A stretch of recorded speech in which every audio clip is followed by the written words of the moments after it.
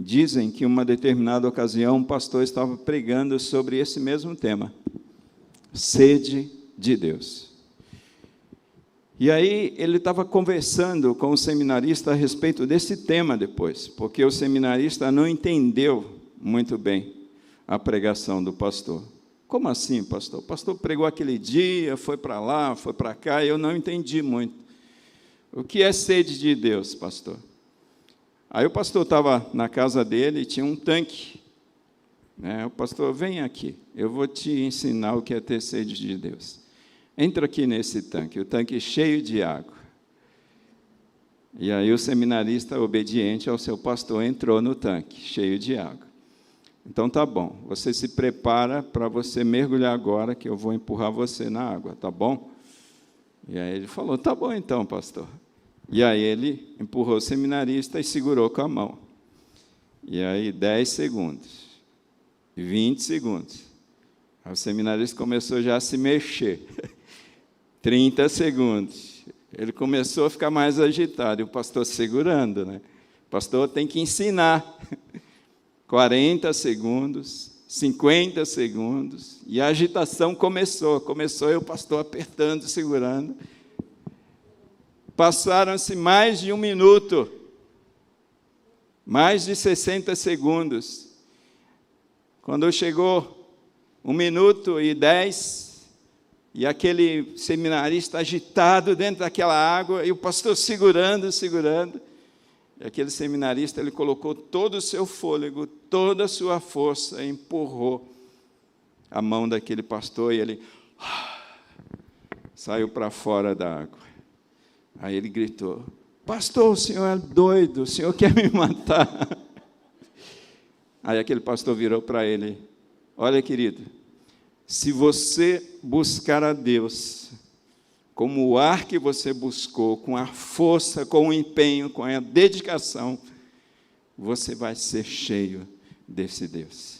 Isso é sede de Deus. Irmãos, nós precisamos empreender esforços nisso.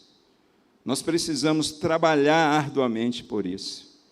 Para termos a palavra, temos que andar com a palavra. O Salmo 119, você conhece? Tem decorado? É impossível, né, pastor? Mas dizem que o Salmo 119 foi um salmo escrito por Esdras, segundo os historiadores. E é interessante que esse salmo é dedicado exclusivamente à palavra de Deus, e o quanto a palavra de Deus é preciosa, o quanto a palavra de Deus tem prioridade, o quanto a palavra de Deus é centro na vida do ser humano. Irmãos, chegou um tempo, e a minha oração é que esse tempo seja um tempo onde você possa ter sede de Deus.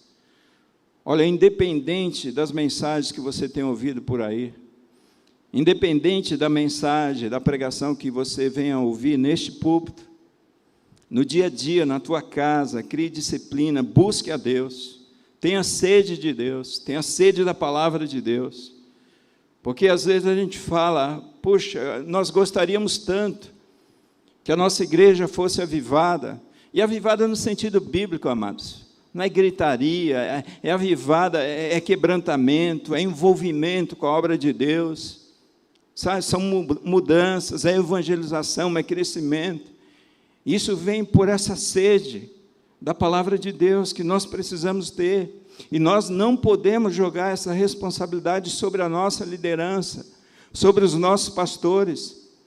Esse texto diz que o povo se uniu como um só, e foi todo o povo buscar a palavra.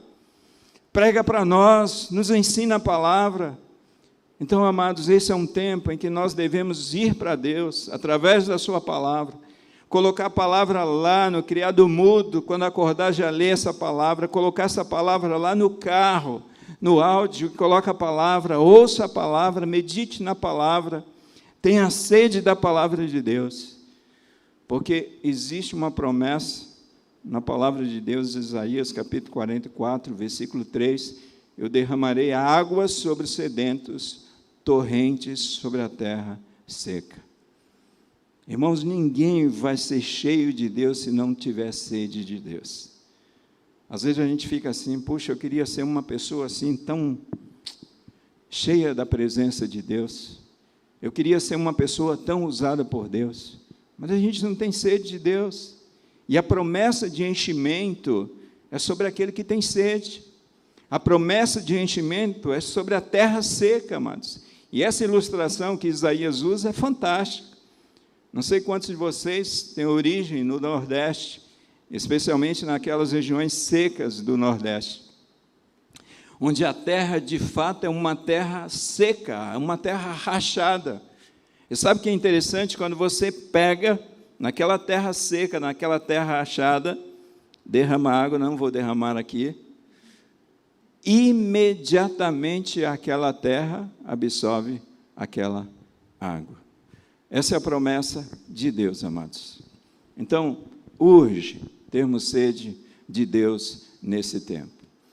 Finalizando, eu quero trazer aquele texto de Hebreus, capítulo 11, versículo 6, que diz assim: sem fé é impossível agradar a Deus, porque é necessário que aqueles que se aproximam de Deus creiam que Ele existe e que Ele é galardoador daqueles que o buscam.